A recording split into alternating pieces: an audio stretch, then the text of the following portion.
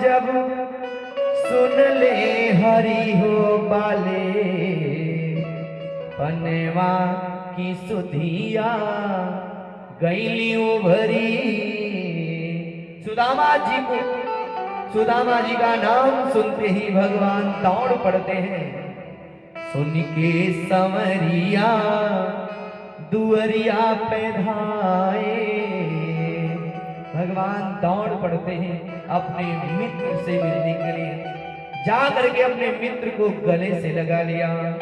सुन के संवरिया दुअरिया पे धाए, देखी सुदामा जी के गलवा लगाए।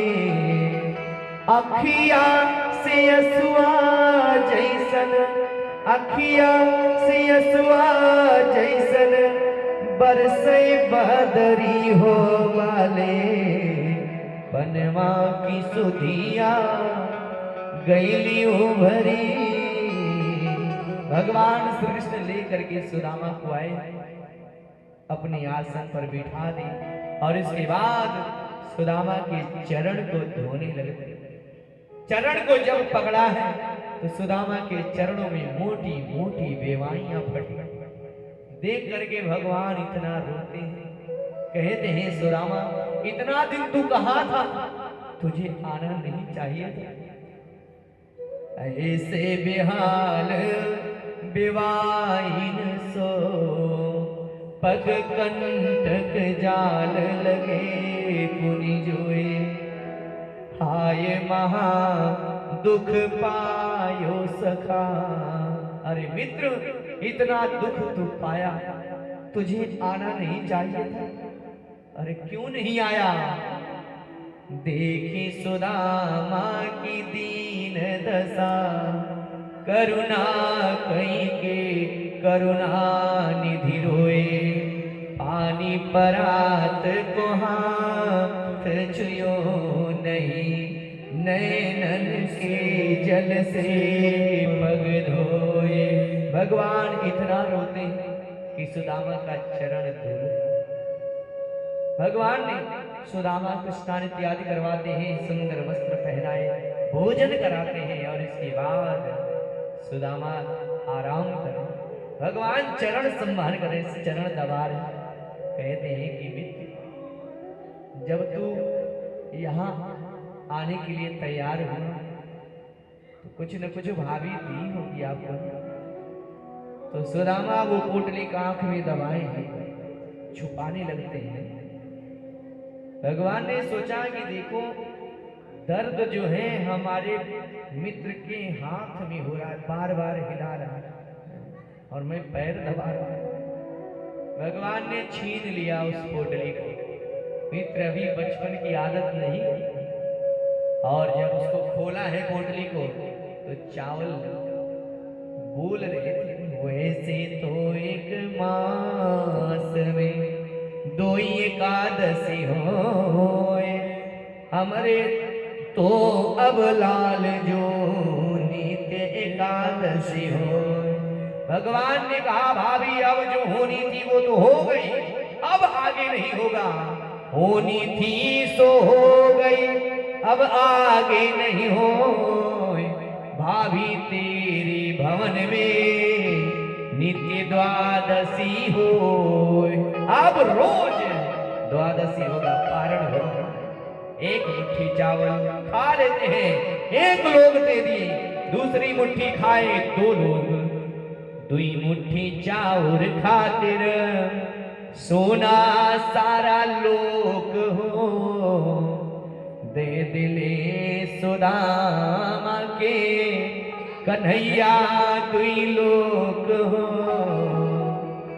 जैसे ही तीसरी मुट्ठी उठाए हैं, तीसरी मुट्ठी रूख बड़ी धैनी तौरी हो बाले, पनवा की सुधिया। रुक्मिणी जी ने हाथ पकड़ लिया, अरे प्रभु आप सुदामा बनना चाहते? भगवान कृष्ण ने कहा कि देवी ये तूने क्या कर दिया? इतने पवित्र ब्राह्मण के घर से ये प्रसाद आया और इसको खाने से तू मना कर रही। और रुक्मणी जी कहती हैं, काहे महारानी कुल दे दे बदान हो, हमनी के रही नहीं बैठे के ठेकान हो। अमृत नयनवा में, अमृत नयनवा में असुआ भरी हो बाले, पनवा की सुधिया गईली उभरी। भगवान ने प्रतिज्ञा कर लिया कि देवी तूने आज मुझे चावल खाने से मना किया है, तो जाओ आज के बाद चावल ग्रहण नहीं करूंगा। तब से भगवान श्री कृष्ण के ऊपर भगवान राम, भगवान शालिग्राम, अन्यान्य जो इनके ऊपर चावल नहीं, पुष्प चावल नहीं। एक जगह भोग लगता है चावल का, चावल मतलब भात का, कहाँ? जगन्नाथ श्री वृंदावन बिहारी लाल की। कई दिनों तक सुदामा रहे। एक दिन कहने लगे, मित्र अब मुझे चलना चाहिए। उसी समय भगवान ने विश्वकर्मा को बुलाया और कहा, जाओ जैसे बड़े बड़े अट्टालिकाएं द्वारिका में है ऐसे ही सुंदर सुदामा के नगर में जाके बना दो। और विश्वकर्मा ने सुंदर सुदामा का जो नगर है द्वारिका जैसा बना दिया। और रुक्मिणी मैया भी लक्ष्मी स्वरूपा है, उन्होंने कृपा किया, पूरे सुदामा के नगर को धन धान से भर देती है। और इधर सुदामा जी जब चले हैं, जो वस्त्र आभूषण भगवान ने पहनाया था उसको उतरवा लिया, और जो पहन के आए थे उसी को पहना दिया। सुदामा एकदम कहने लगे, देखो पत्नी कह रही थी जाओगे तो देंगे, अरे जो पहनाया था वो भी उतरवा लिया। अब चल करके कहूंगा, लो दिए हैं संभाल के रखना, दही है लदाए लड़ा लड़िया भर। एक लड़िया दी, लड़िया बैलगाड़ी, बैलगाड़ी पहले चलती थी, एक बैलगाड़ी सामान लाद के दिए हैं, रखो संभाल के, है खत्म न। सुदामा जी को योग माया का अस्त्र लेकर के भगवान सुदामा के नगर पहुंचा देते हैं। और जैसे ही सुदामा जी पहुंचे हैं, देखें बड़ी बड़ी अट्टालिकाओं को, एकदम घबरा गए, कहीं मैं वापस द्वारिका तो नहीं आ गया। अरे ये कौन सा नगर है? लोगों ने कहा, महाराज आपका ही तो गांव है। मेरा? तो मेरी मड़ैया कहाँ गई जिसमें रात दिन आराम से रहते थे? यहीं पर हमारी टूटी हुई मड़ैया थी, हमारी पत्नी, हमारी गैया, हमारे बच्चे, सुंदर तुलसी पेड़ लगाया था, अरे कहाँ चली गई सब? एकदम बड़े बड़े अट्टालिकाओं को देख करके सुदामा डर जाते हैं। मंदिर देखी डरे सुदामा, मंदिर देखी डरे, यही तो थी मेरी टूटी सी मड़ैया, बड़े बड़े महल खड़े सुदामा, मंदिर देखी डरे, अरे यही तो थी मेरी कपिला गैया। मैं गाय रखा था, अरे गैया के जगह बड़े बड़े हाथी गजराज खड़े हैं, मेरी गाय कहाँ चली गई? यही तो थी मेरी कपिला गैया, बड़े बड़े गजराज खड़े सुदामा, मंदिर देखी डरे। ही हमारी पत्नी थी, बच्चे थे, पता नहीं कहाँ चली गई मेरी पत्नी मुझे छोड़ के। सुदामा कहते हैं, यही तो थी मेरी बूढ़ी सी लुगरिया, दासी दास खड़े, यहाँ दासी दास, यही तो थी मेरी बूढ़ी सी लुगरिया, दासी दास खड़े सुदामा, मंदिर देखी डरे। पता चला सुशीला को कि हमारे पतिदेव आए हैं, सुंदर थाल में आरती सजा के जैसे आती है आरती करने। सुदामा जी घबरा गए, अरे तुम कौन हो, कौन हो, दूर हटो दूर हटो। सुदामा की बात सुन करके सुशीला ने कहा, महाराज मैं आपकी पत्नी सुशीला। देखा, अरे सुशीला तू, अरे ये सब कहाँ मिला तुझे? सुशीला ने कहा, जब आप द्वारिका गए हैं ना तो उनकी कृपा हुई, दोनों पति पत्नी नाचने लगे। प्रभु जी की कृपा मंजूर हो गई, दुखवा की दीन अब दूर हो गई, दुखवा की दीन अब दूर हो गई। भगवान ने सुदामा के ऊपर कृपा की। बोले द्वारिकाधीश भगवान की जय। आगे एक दिन वसुदेव जी ने विचार किया कि हमारा जीवन तो कारागार में बीत गया, मुझे यज्ञ कराना चाहिए, क्योंकि हर जीव के ऊपर 3 ऋण होते हैं। एक पितृ ऋण, दूसरा ऋषि ऋण, तीसरा देव ऋण। पितृ ऋण से तब जीव ऋण होता है जब संतान पैदा करता है, विवाह करके संतान उत्पन्न करता है, तब पितृ ऋण से ऋण हो जाता है। ऋषि ऋण से तब ऋण होता है जब विद्या अध्ययन करता है, और देव ऋण से जब तब ऋण होता है जब यज्ञ अनुष्ठान व्रत करता है। तो मैं 2 ऋण से तो ऋण हो गया, लेकिन अभी देव ऋण चढ़ा है। तो कुरुक्षेत्र के भूमि में जाकर के वसुदेव जी यज्ञ कराते हैं, और उस यज्ञ में बड़े बड़े संत महात्मा आते हैं, सबका सुंदर स्वरूप में स्वागत किए हैं। और इसके बाद यज्ञ जब पूर्ण हुआ, सभी महात्मा जब जाने लगते हैं, भगवान कृष्ण को सब प्रणाम करते हैं। प्रभु आपकी बहुत बड़ी कृपा हुई, आपके पिता का यज्ञ पूर्ण हुआ, और साथ में आपका हमें दर्शन मिल गया। प्रभु आपका दर्शन दुर्लभ है, परमात्मा बहुत बड़ी कृपा किए हैं। जैसे ही संत महात्मा गए, उसी समय देवकी मैया आकर के कहती हैं कि हे प्रभु, आप पूर्ण ब्रह्म परमात्मा हो, मैं आपको अपना बेटा मानती हूँ। मैं दोनों से कह रही हूँ, संकर्षण और कृष्ण दोनों से मैं कह रही हूँ। कृष्ण कृष्ण महायोगी संकर्षण सनातनम। आप सनातन पुरुष हो, प्रभु मेरा एक काम कर लो। मैया क्या चाहिए आपको?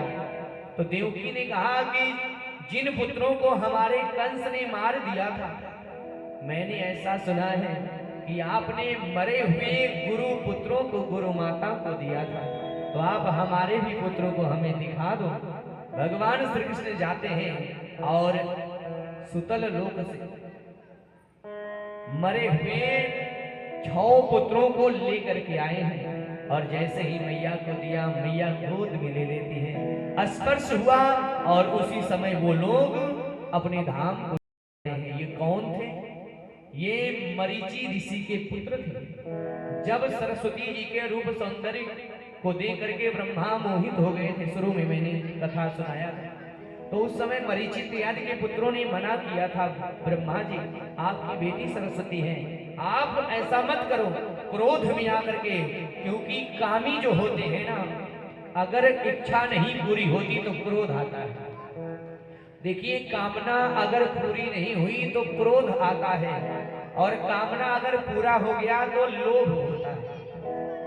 यहाँ पूरा नहीं हुआ तो ब्रह्मा जी को क्रोध आ गया, उन्होंने कहा जाओ तुम असुर योनि में चले जाओ, और वही जो है असुर योनि में चले जाते हैं। भगवान ने उनको मुक्त कराने के लिए योग माया का आश्रय लेकर के देवकी के गर्भ से जन्म दिलाया, और उनको कंस ने मारा है, और इधर लेकर के भगवान आए हैं। जैसे ही स्पर्श हुआ, 6 के 6 अपने धाम को जाते हैं। उनके नाम क्या है जानते हैं? बता दे क्या नाम थे उनके?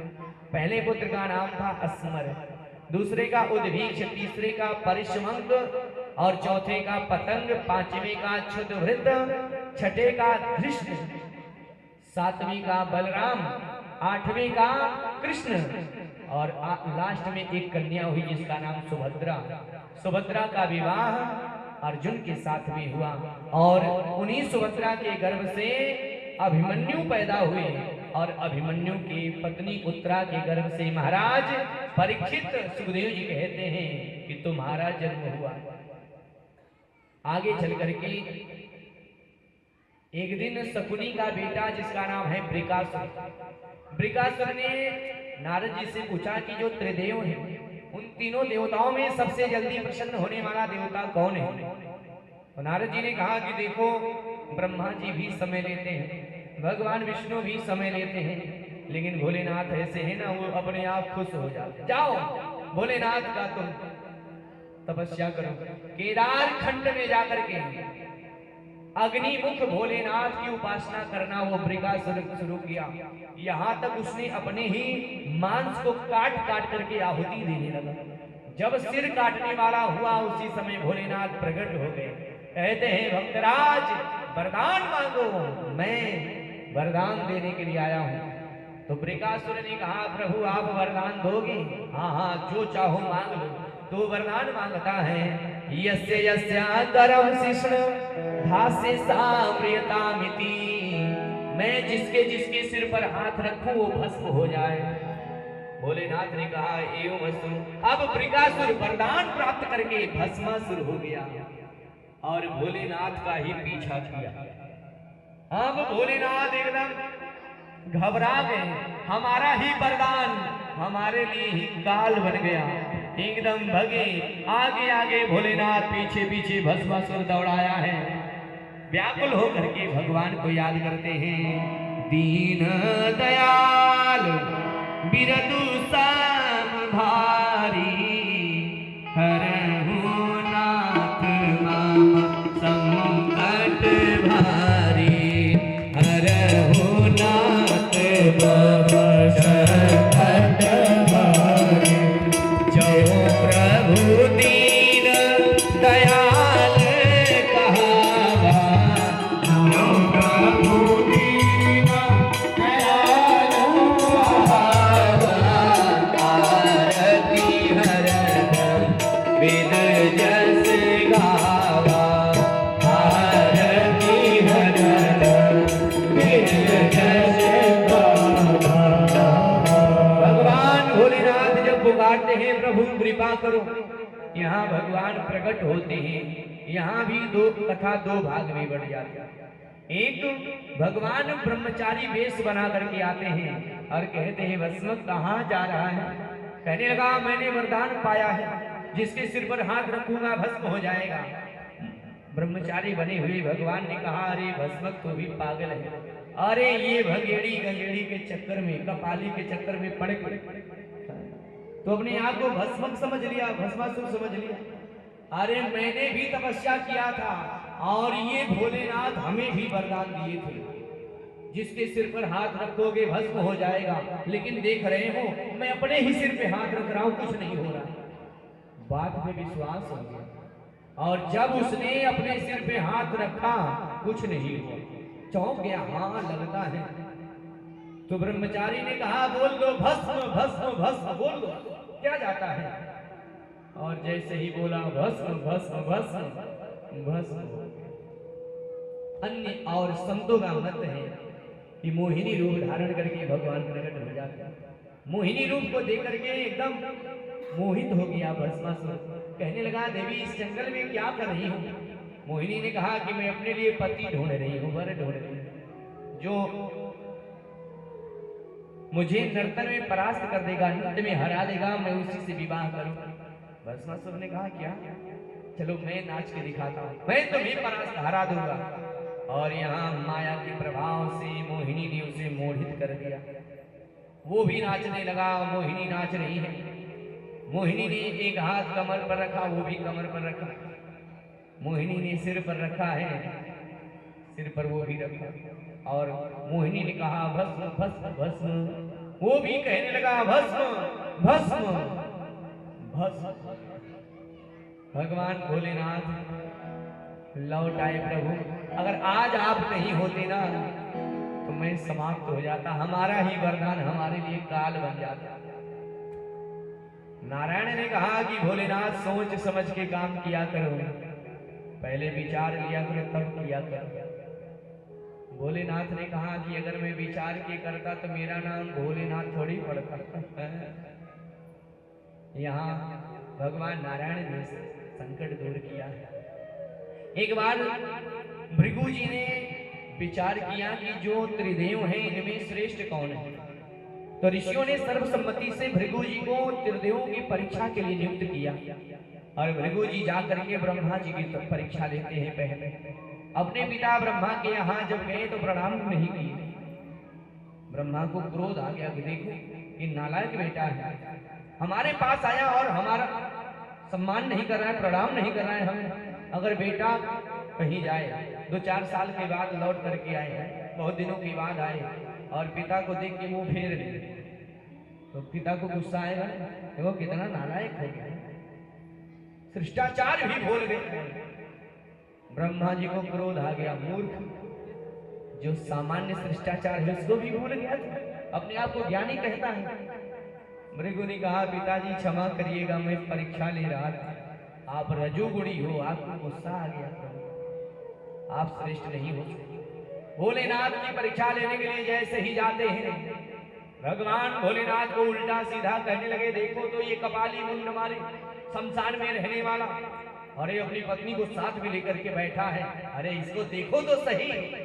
भोलेनाथ सुनते ही एकदम गुस्से में, भृगु अभी मैं बताता हूं, और जैसे ही त्रिशूल उठाए मारने के लिए चरणों में गिर गए भृगु, प्रभु पाहि मां, परीक्षा ले रहा था, आपके अंदर में तमोगुण है, इसीलिए आपको भी गुस्सा आ गया।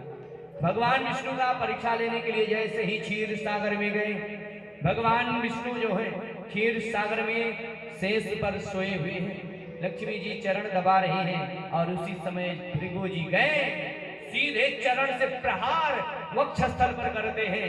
भगवान विष्णु ने चरण पकड़ लिया, अरे ब्राह्मण, इतना कोमल तुम्हारा पैर, वज्र से भी कठोर हमारा वक्षस्थल, कहीं चोट तो नहीं आया? अतीव कोमलो तात, अरे प्रभु आपको चोट तो नहीं आया? भृगु ने कहा कि प्रभु आप धन्य हो, धन्य हो, आप जो हैं तीनों देवताओं में श्रेष्ठ हो। इसीलिए भृगु कहते हैं शांताकारम, भगवान शांत है, शांताकारम भुजगशयनम पद्मनाभम सुरेशम विश्वाधारम गगन सदृशम मेघवर्णम शुभांगम लक्ष्मीकांतम कमलनयनम योगभिर्ध्यान गम्यम वंदे विष्णु भवभयहरम सर्वलोकैकनाथम। त्रिलोक में एक ही ऐसे हैं, सर्वलोकैकनाथम। बोले द्वारिकाधीश भगवान की जय। आगे भगवान ने विचार किया, हमारी अब लीला पूरी हो गई, अब हमें अपने धाम को जाना चाहिए, और हमारे जाने के बाद कहीं हमारे ही परिवार के लोग पृथ्वी के भार न बन जाए, तो यदुवंशियों को अभिशाप दिला दिया। सूर्य ग्रहण लगा था, सारे लोग पिंडराज क्षेत्र में जाते हैं और वहां बड़े बड़े संत महात्मा आए हुए थे। भगवान श्री कृष्ण के पुत्र पौत्र भी जाते हैं, लेकिन संत महात्माओं को देख करके उपहास करने लगे। और एक निवेदन करूंगा, आप संत महात्माओं को ना माने चलेगा, लेकिन अपमान मत करना महात्माओं का, क्योंकि अपमान का बहुत भयानक परिणाम होता है, और यही अपमान के कारण यदुवंशियों का नाश हो गया। यहाँ सांब को स्त्री बना दी, जामवती के पुत्र को स्त्री बना देते हैं, पेट में कपड़ा बांध दिए, महात्माओं के पास में ले जाकर के कहते हैं कि प्रभु आप बताइए, त्रिकालदर्शी हैं आप लोग, आप कृपा करके बताइए, ये स्त्री आसन्न प्रसवा है, गर्भवती है, आप कृपा करके बताइए इसको पुत्र होगा या पुत्री होगा। महात्माओं ने जब ध्यान दिया तो देखा ये स्त्री है ही नहीं, न गर्भवती है, तो क्या जन्म देगी? कुछ नहीं। महात्माओं ने कहा वारे महात्मा, बच्चों ने कहा वारे महात्मा, आप लोग अपने आप को केवल त्रिकालदर्शी ही मानते हो, तुम लोग ढोंगी हो, कुछ नहीं जानते, कुछ नहीं जानते। दुर्वासा बैठे हुए थे, उन्होंने कहा इधर आओ मैं बताता हूं। जैसे ही बच्चे गए, दुर्वासा ने कहा बात क्या है बताओ। बच्चों ने कहा कि ये स्त्री गर्भवती है, आप बताइए अपने त्रिकाल दृष्टि से इसको पुत्र होगा या पुत्री? दुर्वासा ने कहा ना ये पुत्र को जन्म देगी, ना ये पुत्री को, ये मूसल पैदा करेगी, और वही मूसल तुम्हारे कुल का विनाश करेगी। जनिष्यति वो मंद मूसलम कुलनाशनम। बच्चों ने कहा वारे महात्मा, ये स्त्री है ही नहीं, दुर्वासा ने कहा खोलो कपड़े को, और जब वस्त्र को हटाया तो जो कपड़ा पेट भी बांधा था मूसल बन गया। डर गए बच्चे, जा करके उग्रसेन को देते हैं और उग्रसेन ने उस मूसल को घिसवा दिया, चूर्ण बन गया और समुद्र में फेंक देते हैं। शेष कील बचता है उसको भी फेंक दिए और वही चूर्ण जो है एरका नाम की घास तैयार हो गई। कील को एक मछली ने निगल लिया था और इधर धीरे धीरे समय बीता। भगवान ने विचार किया अब तो अभिशाप मिल ही गया, के प्रभाव से इनका विनाश कर देना चाहिए। भगवान श्री कृष्ण विचार करते हैं और यहाँ आगे चल करके दत्तात्रेय के 24 गुरुओं के बारे में, 9 योगेश्वरों के बारे में, ज्ञान वैराग्य सत्संग भक्ति अन्यान्य के स्वरूप के बारे में वर्णन करते हैं। भगवान श्री कृष्ण ने अंतिम उपदेश उद्धव को दिया है, भागवत का उपदेश देते हैं और कहते हैं यहाँ से तुम चले जाओ और जा करके ये उपदेश मैत्रेय जी को दे देना और मैत्रेय जी से कह देना कि ये उपदेश जा करके विदुर को सुना देंगे, क्योंकि विदुर का अंतिम जन्म है,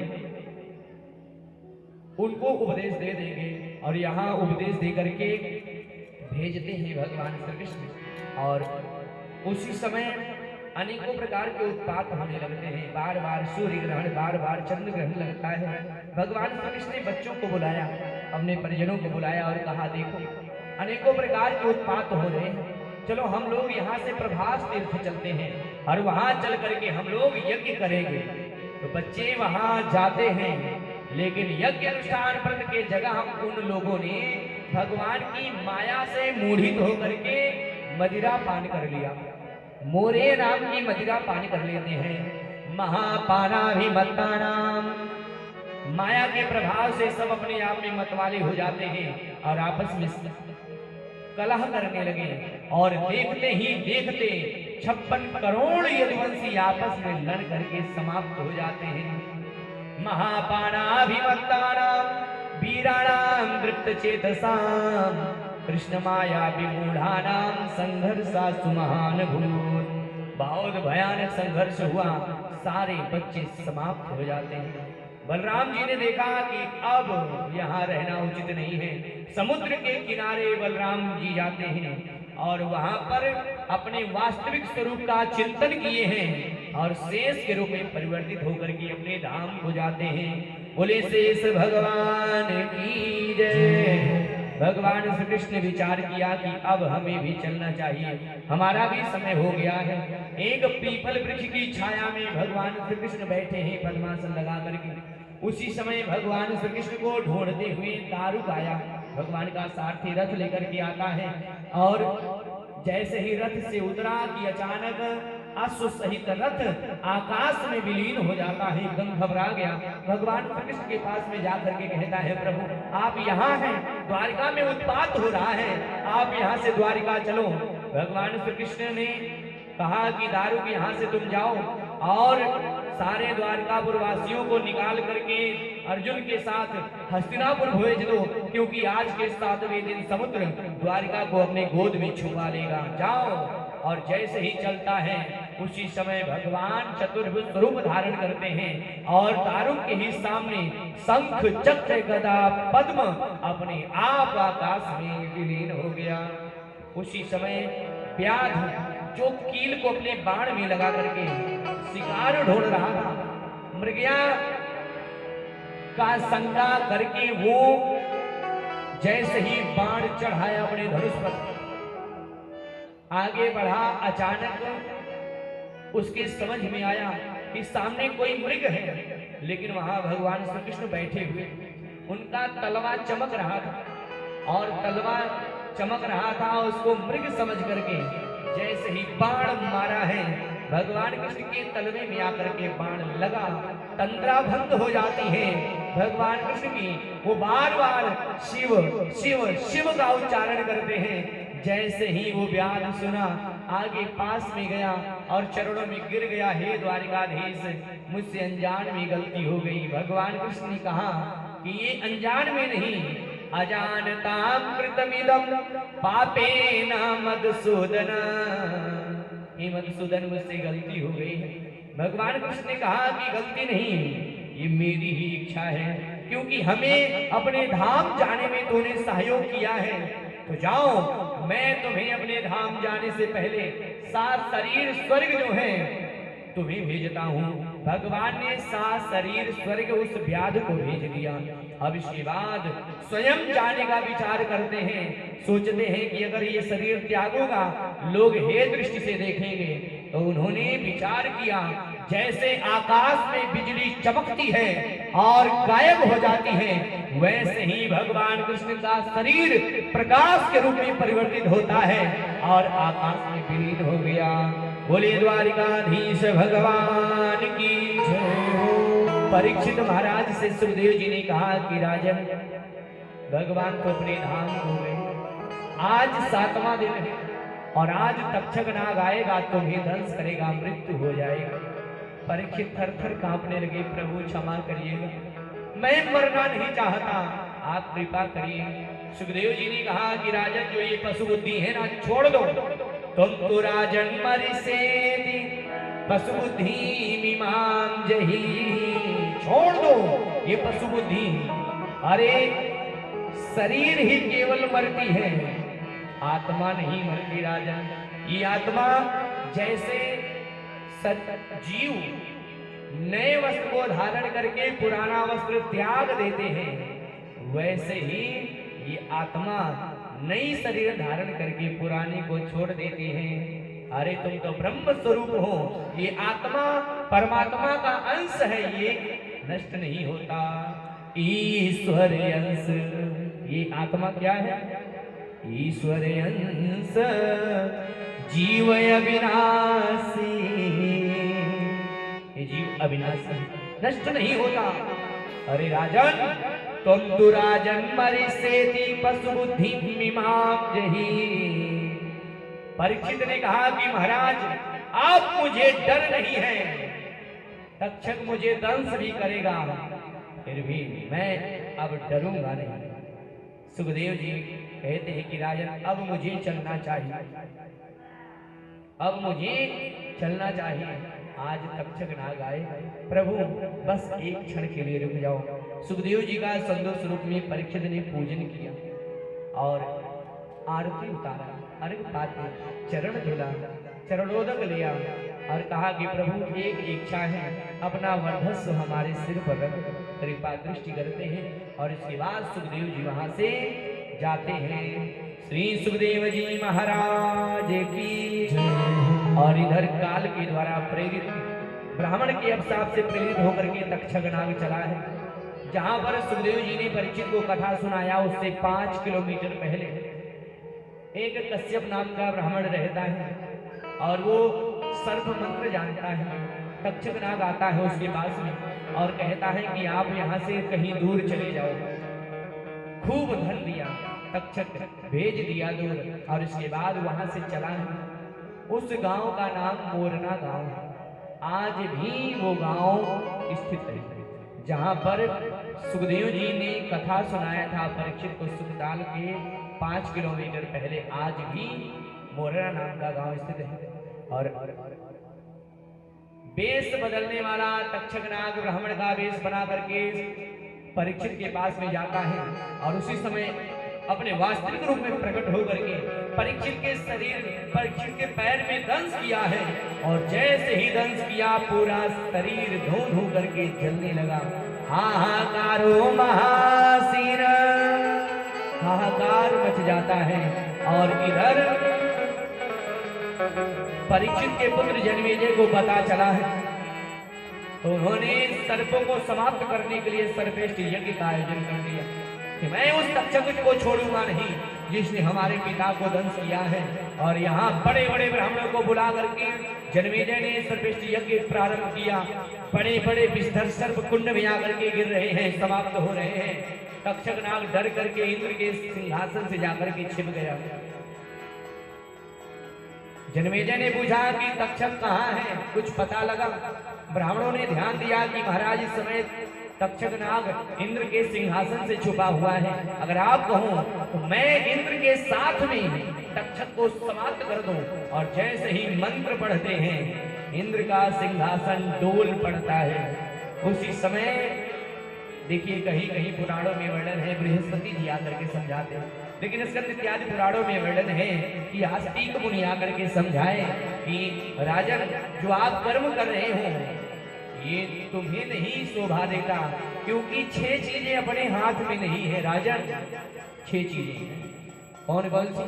हानि लाभ जीवन मरण जस अपजस विधिहान। अरे ये क्या कर रहे हो? जो विधि का विधान है तुम अपने हाथ में ले रहे हो, वही पर यज्ञ को विश्राम दे देते हैं और तक्षक के प्राण की रक्षा होती है। तक्षक प्रसन्न होकर के आस्तिक मुनि से कहता है, महाराज आपने हमें प्राण दान दिया है, आपके ही वजह से हमारा ये शरीर ऐसे है, आपने ही कृपा किया है हमारे ऊपर। प्रभु मैं आपको वरदान देता हूँ कि आज के बाद किसी को सर्पदंश करेगा, आपका नाम ले लेगा तो उसका विष का प्रभाव कम हो जाएगा। जो सर्व मंत्र जानने वाले लोग होते हैं वो आस्तिक मुनि का नाम लेकर के मंत्र प्रयोग करते हैं, जिससे जीवों की रक्षा होती है। श्री वृंदावन बिहारी लाल की जय। श्रीमद् भागवत महापुराण की ये जो विशाल संहिता है यहीं पर विश्राम होती है। इसमें 18,000 श्लोक हैं, 335 अध्याय हैं, 12 स्कंद हैं। मैं अपने गुरु परंपरा के अनुसार जो मैंने विद्या ग्रहण किया, मैंने उसको आपको यहाँ 7 दिन सप्ताह कथा में कहीं समास विधि से, कहीं व्यास विधि से आपको मैंने सुना दिया। और पुराण का जो सार है, सार जानते हैं, 18 पुराण व्यास जी ने लिखा है और इन समस्त पुराणों में केवल 2 ही बात कहा गया। 18 पुराणेषु व्यासस्य वचनं द्वयम्। क्या 2 बात है? परोपकाराय पुण्याय और पापाय परपीडनम्। पुण्य जो है ना, परोपकार से बढ़कर संसार में कोई पुण्य नहीं है और दूसरों को सताने से बड़ा संसार में कोई पाप नहीं। देखिए पाप के 3 प्रकार हैं। पाप 3 तरह से लोग करते हैं। एक शरीर से, कायिक, गीता में 3 प्रकार के पाप, कायिक, वाचिक और मानसिक। कायिक पाप वो होता है जो शरीर से, जैसे चोरी करना, हत्या कर देना, किसी की पत्नी को लेकर के फरार हो जाना, इस कायिक पाप है। वाचिक पाप मुख से है। मुख से आप कहो कि इसको मार डालो है, इसको ऐसा कर दो, वैसा कर दो, ये मानसिक पाप है, नहीं वाचिक पाप है। और मानसिक पाप मन से सोचा हुआ कि मुझे उस हमारे सामने वो जो बैठे हैं बहुत धनवान है, अगर इसका धन हमें मिल जाता, ये भी पाप है। किसी झूठ बोलना, चोरी करना, ये सब अन्य बहुत से ऐसे पाप है समय अभाव के कारण। लेकिन निवेदन करेंगे कि अपने जीवन में 2 चीज जरूर करिएगा। 2 चीज, परोपकार, अगर कोई आ गया दुखिया, गरीब, तो उसकी सहायता जरूर करिएगा और किसी को सताइएगा नहीं, क्योंकि अगर किसी को सताएंगे तो उसका हाय लगेगा और हाय लगेगा तो क्या होगा? श्री वृंदावन बिहारी लाल की। इस प्रकार से श्रीमद् भागवत महापुराण की संगीता पूर्ण होती है। आइए हम लोग अब इस श्रीमद् भागवत महापुराण सप्ताह ज्ञान यज्ञ की जो कथा आपके यहाँ हुआ है, इसका हम लोग मन का माला बना करके, मन का माला बना करके भोलेनाथ के चरणों में समर्पित करें कि हे भोलेनाथ, मैं आपके सानिध्य में बैठ करके 7 दिन आपकी कृपा से ये श्रीमद् भागवत महापुराण सप्ताह ज्ञान यज्ञ श्रवण लाभ सुलभ हुआ है। हे प्रभु, ये सप्ताह कथा मैं आपके चरणों में समर्पित करते हैं और आप अपनी कृपा दृष्टि हम जीवों के ऊपर हमेशा बनाए रहे। ऐसा सब लोग सावधान होकर बैठ जाएं और मन से ऐसा विचार करें कि मैं इस श्रीमद् भागवत का सुंदर मन का माला बना करके बोले शंकर भगवान की जय हो। और अब मैं एक मंत्र का उच्चारण करेंगे भागवत, जिसका उच्चारण करने से संपूर्ण श्रीमद् भागवत कथा श्रवण करने का फल प्राप्त होता है। तो आप लोग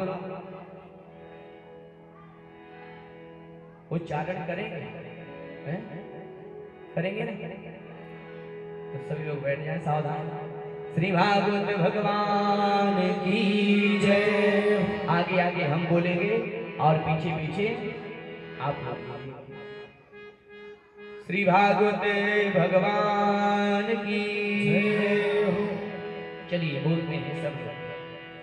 कृष्ण प्राप्ति, कृष्ण प्राप्ति, करम शाश्वत, करम शाश्वत, प्रेमानंद, प्रेमानंद, फलप्रदम, फलप्रदम, श्रीमद् भागवतम, श्रीमद् भागवतम, शास्त्रम, शास्त्रम, कलौ, कलौ, कीरेण, कीरेण, भासितम, भाषितम, कृष्ण प्राप्ति, कृष्ण प्राप्ति, करम शाश्वत, करम शाश्वत, प्रेमानंद, प्रेमानंद, फलप्रदम, फलप्रदम, श्रीमद् भागवतम, श्रीमद् भागवतम, शास्त्रम, शास्त्रम, कलौ, कलौ, कीरेण, कीरेण, भासितम, भाषितम, श्री भागवत महापुराण की जय हो। अब मैं सभी लोगों को आशीर्वाद देता हूँ, व्यासपीठ से आशीर्वाद देता हूँ। मैं अपने आराध्य भगवान श्री राम से निवेदन करूंगा, हे प्रभु आपने सबके ऊपर कृपा किया है परमात्मा, आप ऐसे ही हमारे यजमान जी के ऊपर और उनके समस्त परिवार और समस्त श्रोताओं के ऊपर कृपा करिएगा। भगवान भोलेनाथ से निवेदन करेंगे, हे भोलेनाथ आपने सभी के अज्ञान को दूर किया है, आप हमारे यजमान जी के, उनके पूरे परिवार, समस्त उनके बच्चों और समस्त श्रोताओं के अज्ञान को दूर करना। मैया अन्नपूर्णा से निवेदन करेंगे, हे मैया आप जिसके घर में रहती हो उसके घर में किसी भी तरह की कमी नहीं होती। माँ आप हमेशा हमारे यजमान जी के घर में, उनके परिवार, उनके समस्त बच्चों और समस्त श्रोताओं के घर में निवास करना। हनुमान जी महाराज से निवेदन करेंगे, हे प्रभु आप सबके संकट को दूर किया है, जब जब संकट आया है, चाहे राम जी के ऊपर, चाहे लक्ष्मण के ऊपर, चाहे भगवती सीता के ऊपर, चाहे भरत के ऊपर, जिन लोगों के ऊपर संकट आया है, हनुमान आप संकट मोचन बन करके कृपा किए हो, वैसे ही आप हमारे यजमान जी, उनके परिवार, उनके समस्त बच्चों और समस्त श्रोताओं के संकट को दूर करना। मैं व्यासपीठ से सभी लोगों को खूब आशीर्वाद देता हूँ कि ऐसे ही जो ये फुलवारी है ऐसे हमेशा हरी भरी हमेशा बनी रहे, ऐसी भोलेनाथ से कामना करेंगे और खूब आशीर्वाद देंगे। बोले वृंदावन बिहारी लाल की जय। अब हम विदाई लेंगे सब, क्योंकि विदाई का जो समय होता है बहुत कष्ट देता है। देखिए संसार में दो तरह के लोग होते हैं, एक जो मिलता है दुख देता है, मिलने पर तुरंत दुख देता है, उसको दुष्ट कहते हैं, दुष्ट कहते हैं। और दूसरा है जो साथ छोड़ देता है, बिछड़ जाता है तो कष्ट देता है, उसको संत कहते हैं। मिलत एक दारुण दुख देहि, बिछुरत एक प्राण हरि लेहि। ये स्वरूप होता है। देखिए आपके यहाँ कथा हुआ, सुंदर स्वरूप में भगवान की बहुत बड़ी कृपा हुई। जब जीव के ऊपर भगवान की अतिशय कृपा होती है, जन्मांतरे भवेत पुण्यम तदा भागवतम लभेत। जब जन्म जन्मांतर के पूरे पूरे होते हैं तब भागवत की कथा मिलती है। और संयोग ऐसा बना, दो लोगों की विशेष भूमिका रही इस श्रीमद् भागवत सप्ताह ज्ञान में, क्योंकि न मैं जानता था यहाँ के बारे में, न मैं यजमान को जानता था, न यजमान हमें जानते थे। दो लोगों ने जुड़ा, कौन कौन? एक भगवान नारायण ने और एक भगवान भोलेनाथ ने। एक रमापति ने और एक शिवपति ने। एक रमापति मतलब रमेश बाबा, रमापति को रमा की जो ईश है भगवान हमारे रमेश बाबा और सौम्य स्वरूप वाले। जब हमसे मिले हैं एकदम पूरा आनंद ही आनंद के। महाराज जी एकदम घबराइएगा नहीं, कोई चिंता नहीं है, दुलार खो दिए हैं। और हमारे शिवाकांत भैया जी ये तो हमेशा बात करते थे, महाराज एकदम चिंता मत करिएगा, अरे एकदम पूरा आनंद आएगा, आप घबराइएगा नहीं, हम तो आइए हैं। और एकदम सुंदर स्वरूप में पूरी भूमिका, हर तरह की जो भी व्यवस्थाएं, चाहे मंडप का पूजन हो, चाहे व्यास पूजन हो, चाहे मंच की सारी व्यवस्था हो आपने। और साथ में हमारे किशन भैया, किशन चतुर्वेदी जी, आप तो एकदम छाया की तरह शिवकांत जी का एकदम साथ दिए। और हमारे श्री दीपक तिवारी जी, आप भी एकदम सुंदर स्वरूप में। कहाँ से आए हैं? रायबरेली से। कहाँ? रायबरेली बड़ी दूर है। और दूसरे हमारे पवन देव जी, पवन जी ये भी प्रतापगढ़ से आए, बड़ी दूर से। देखिए, जहां अन्न पानी लिखा रहता है, आप लाख सोचे कि हम नहीं जाएंगे, लेकिन पहुंच जाएंगे। और देखिए, लंच से लेकर के मंच तक की जो व्यवस्था हमारे रविंद्र भैया, उन्होंने इतना सुंदर भोजन प्रसादी कराया है, फलाहार और भी भोजन शाम को जो भी व्यवस्था, जो भी कहना भैया ये कर दो वो कर दो, एकदम सुंदर स्वरूप। आप भी एकदम और खूब आशीर्वाद देंगे कि आप लोग हमेशा ऐसे आगे बढ़ते रहे, धर्म कार्य करते रहे। और अब हम विदा से लोग बहुत ब्राह्मण हैं, साथ में राज मिश्रा जी हैं, साथ में राज दुबे जी, और हमारे पारायण भागवत महापुराण की पारायण करने वाले सूर्यदेव त्रिपाठी जी, जो कि गोरखपुर के आगे से आए थे। और हमें तो आप लोग जानते ही जानते हैं, नहीं जानते, 7 दिन तो हुआ, देखिए आप हमारा नाम आप लोग जान ही रहे हो। और एक बात बताएं, देखिए अगर आप लोगों को हमारी कथा अच्छी लगी होगी, अच्छी लगी कि नहीं? अच्छी लगी। अगर आप लोग हमारी कथा सुनना चाहेंगे आगे कि नहीं सुनना चाहेंगे, तो हमारा YouTube पर चैनल है आचार्य घनश्याम जी महाराज।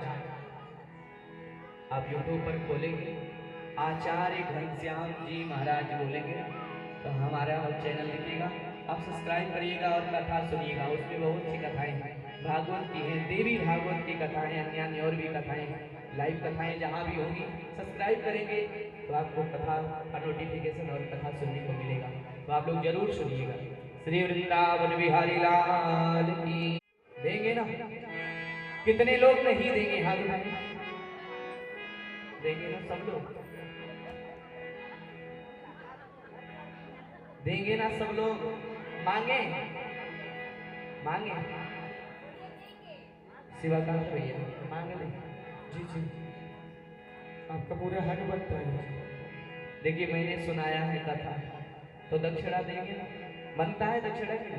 ये 5 पांडव लगे हुए हैं, इनके साथ 5 भैया, साथ में पुलिन कुमार, राजेश कुमार जी, संजय कुमार जी, राजीव कुमार और अनूप कुमार, सभी भाई एकदम ऐसे ही अगर भगवान कृपा करें तो सबको ऐसे ही भाई मिले हैं, ऐसे सबको।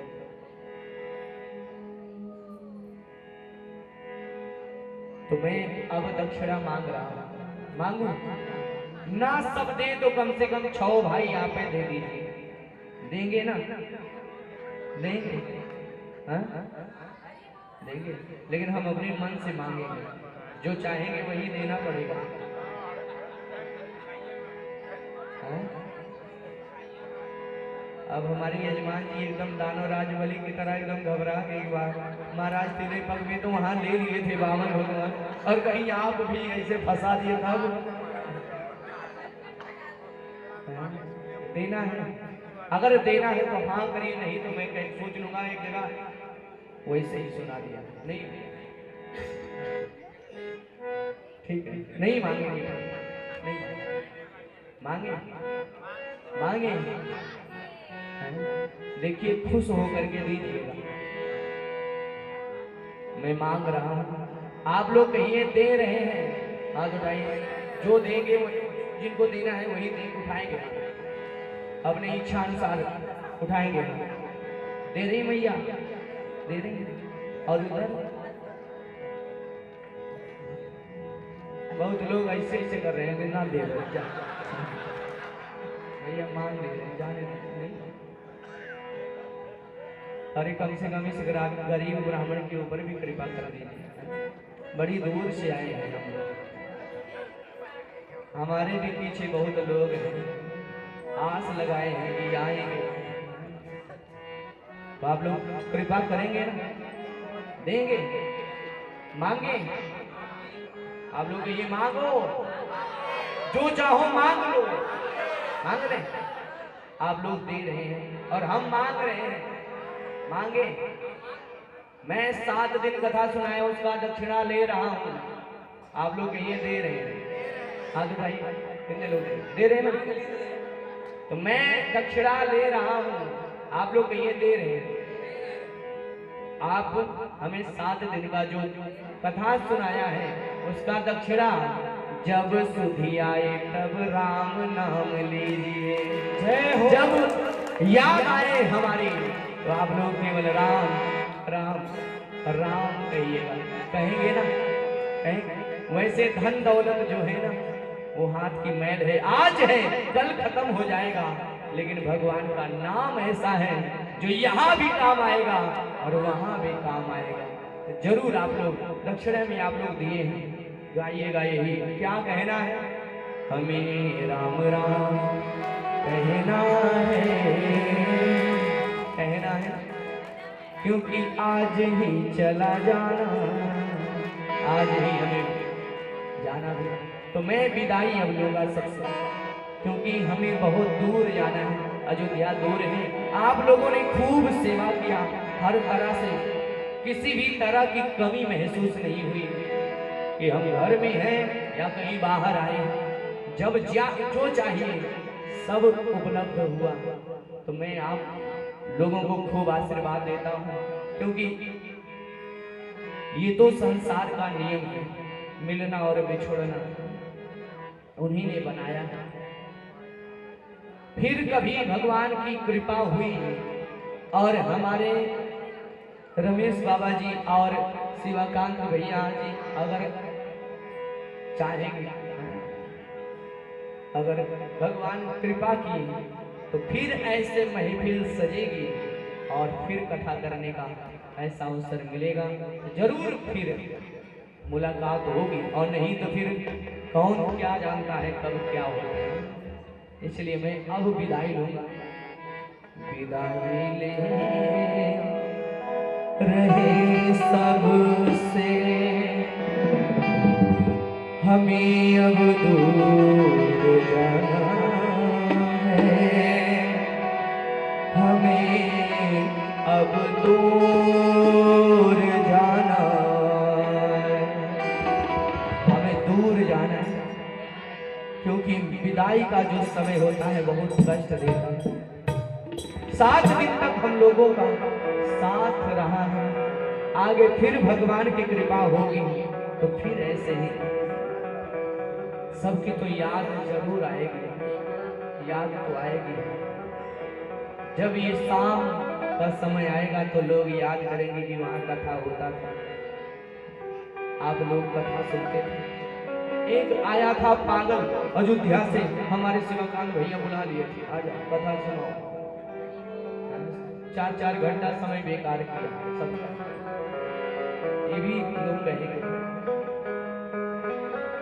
और मैं निवेदन करूंगा, देखिए ये तो शरीर है, इससे गलती तो हो ही जाती है, अनेकों विकार है इसमें।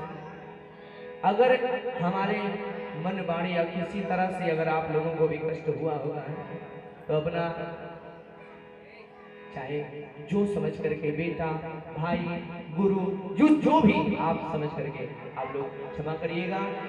इसलिए कहेंगे सबसे विदाई ले रहे सबसे, हमें अब दूर जाना है, हमें अब दूर जाना है। ले रहे सबसे, हमें अब दूर जाना है, हमें अब दूर जाना है। कभी सबसे कभी सबसे ये अवसर फिर से आना है, हमें अब दूर जाना है। विदाई ले रहे सबसे, हमें अब दूर जाना है, हमें अब दूर जाना है। हमारे आपके दर पे सजाए हाल में दीपक, हमारे आपके दर पर सजाए हाल में दीपक। किया आदर हमारा आप सबने मिलजुल कर, बिछुड़ने और मिलने का, बिछुड़ने और मिलने का ये जीवन का तराना है, हमें अब दूर जाना है। रहे सबसे, हमें अब दूर जाना है, हमें अब दूर जाना है। सभी की याद आएगी तो आके तब दबाएगी, सभी की याद आएगी तो आके तब दबाएगी। बहेगी आंसू की धारा जब ये शाम आएगी, बहेगी आंसू की धारा जब ये शाम आएगी। बनाए धैर्य को रखना, बनाए धैर्य को रखना, ये अवसर फिर से आना है, हमें अब दूर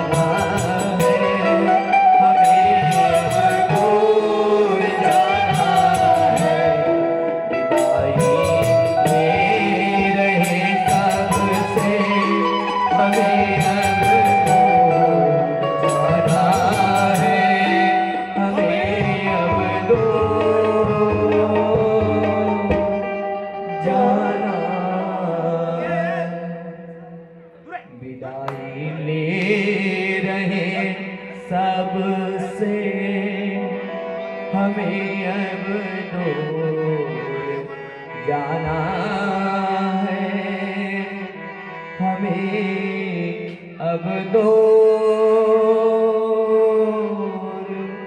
जाना है। बोले श्री रामचंद्र भगवान की जय हो।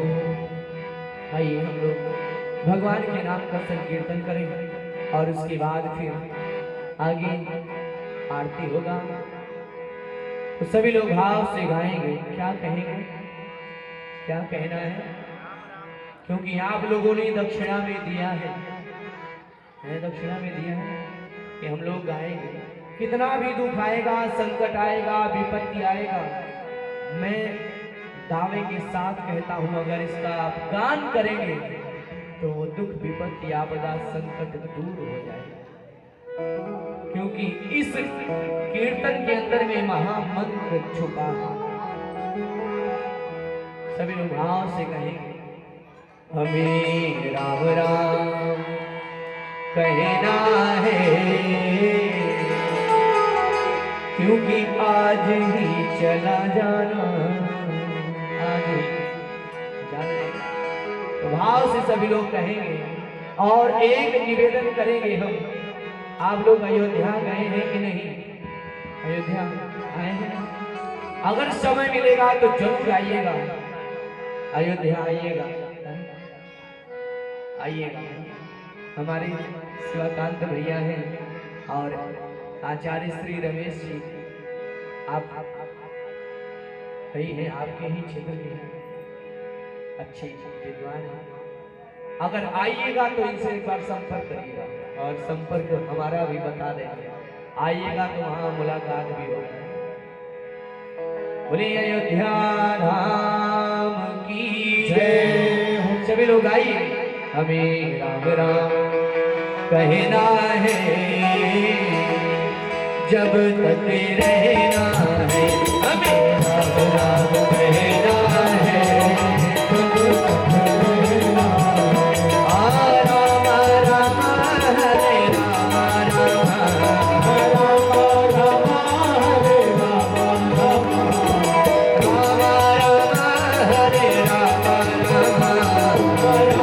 राम हरे राम, कृष्णा कृष्णा हरे कृष्णा, कृष्णा कृष्णा कृष्णा हरे कृष्णा, कृष्णा यही गति रहना है, जब तक रहना है, यही रहना है, जब तक रहना है।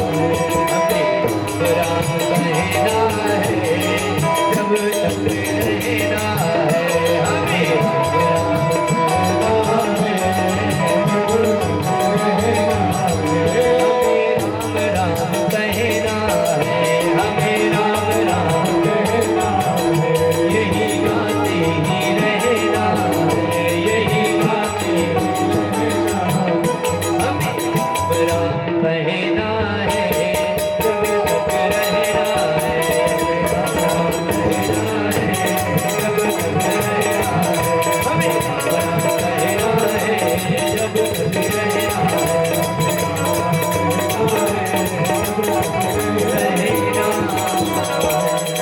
बोले श्री रामचंद्र भगवान की जय, श्री हनुमान जी महाराज की जय, श्री वृंदावन बिहारी लाल की जय, भागवत महापुराण की जय।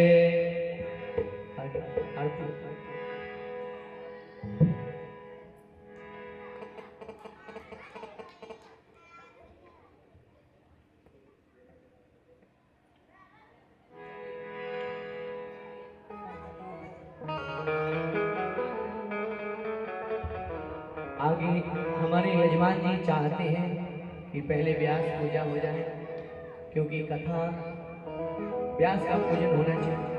क्योंकि सुखदेव जी ने परीक्षित को कथा सुनाया तो परीक्षित ने भी व्यास का पूजन करके विदा किया था।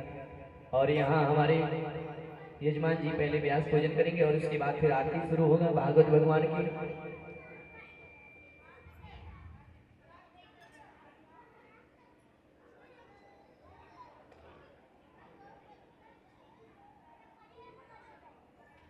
और संपर्क हमारा भी बता देंगे। आइएगा तो वहां मुलाकात भी होगी। बोलिए अयोध्या धाम की जय। सभी लोग आइए। हमें राम राम कहना है जब तक रहना है, हमें राम राम कहना है जब तक रहना है। राम राम हरे राम राम राम राम हरे राम राम राम राम हरे राम राम हरे राम। कृष्णा कृष्णा हरे कृष्णा कृष्णा कृष्णा कृष्णा हरे कृष्णा कृष्णा। यही गाती रहना है जब तक रहना है, यही रहना है जब तक रहना है। हमें राम कहना है जब तक रहना है, हमें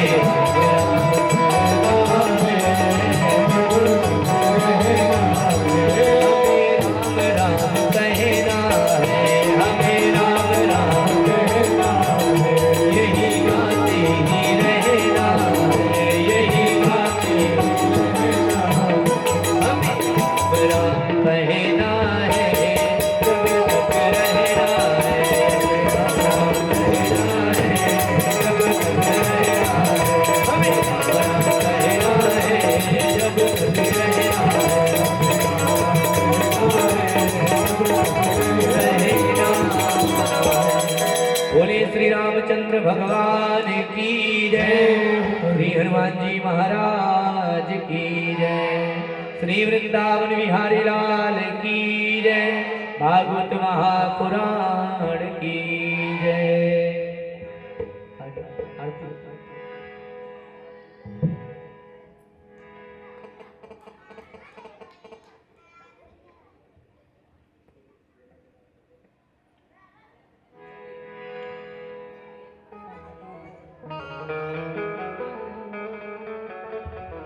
आगे हमारे यजमान जी चाहते हैं कि पहले व्यास पूजा हो जाए, क्योंकि कथा व्यास का पूजन होना चाहिए। क्योंकि सुखदेव जी ने परीक्षित को कथा सुनाया तो परीक्षित ने भी व्यास का पूजन करके विदा किया था। और यहाँ हमारे यजमान जी पहले व्यास पूजन करेंगे और उसके बाद फिर आरती शुरू होगा भागवत भगवान की।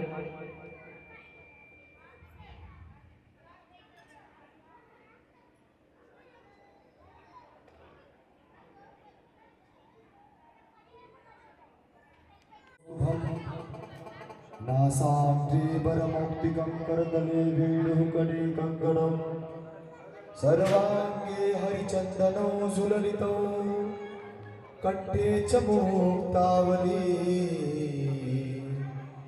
गोपाश्रीपरिवेष्टितो विजयते गोपालचूडामणि।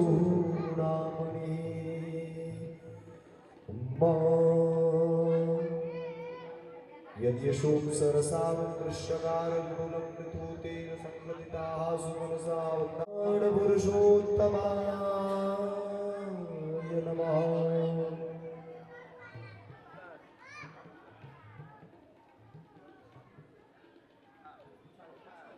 श्री भागवत भगवान की जय।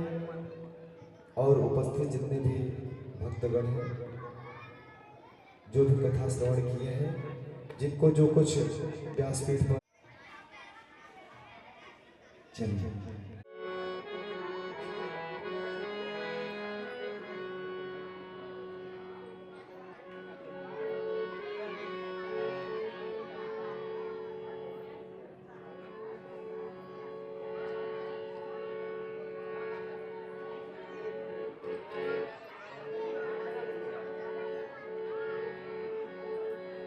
आइए हर जय श्री सीताराम, जय जय श्री राधेश्याम। तुम्हारी करुणा की प्रेम वर्षा सभी जनों पे बरस रही है। तुम्हारी करुणा की प्रेम वर्षा सभी जनों पे बरस रही है।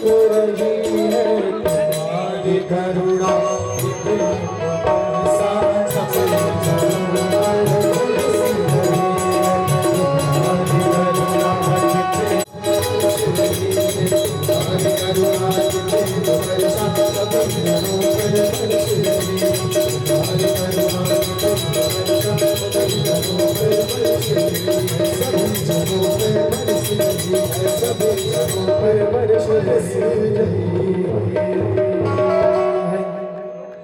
आइए प्रेम के साथ आरती की तैयारी करते हैं।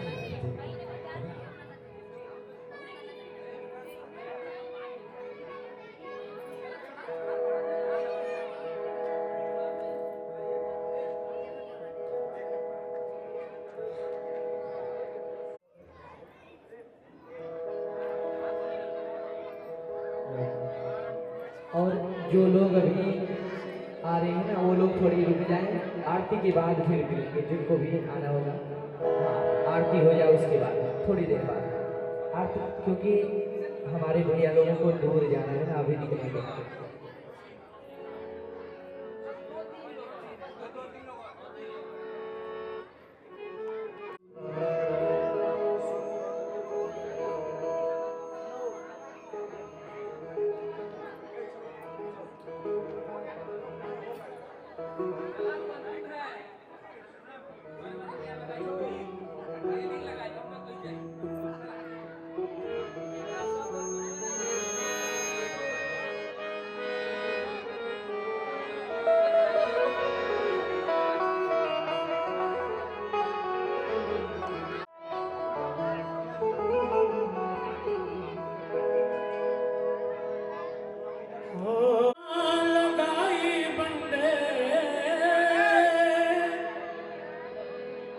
प्रीत न लगाई बंदे, तूने झूठ जग के प्यार से जन्म गवाया, तूने झूठ जग के प्यार से।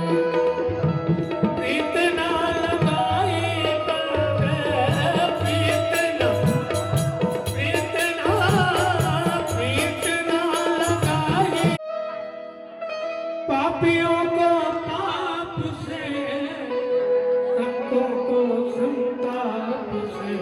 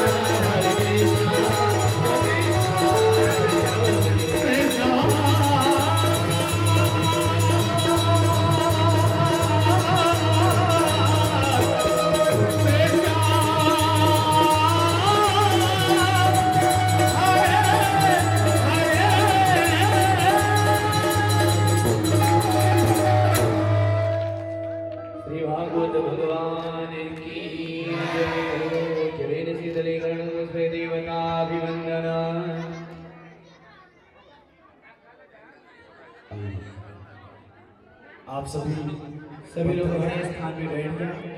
सबके पास में आरती प्रसाद पहुंच जाएगा। आरती प्रसाद लेकर के तभी आप लोग जाइएगा। सभी लोग बैठ जाए। कर्पूरगौरं करुणावतारं संसारसारं भुजगेन्द्रहारं सदा वसन्तं हृदयारविन्दे भवानी सहितं नमामि। ॐ भूर्भुवः स्वः जलेन शीतलीकरणं पुष्पैः देवाभिवन्दनम् आरार्तिक्यग्रहणम् हस्तप्रक्षालनपूर्वकं मन्त्रोष्पाञ्जलिः।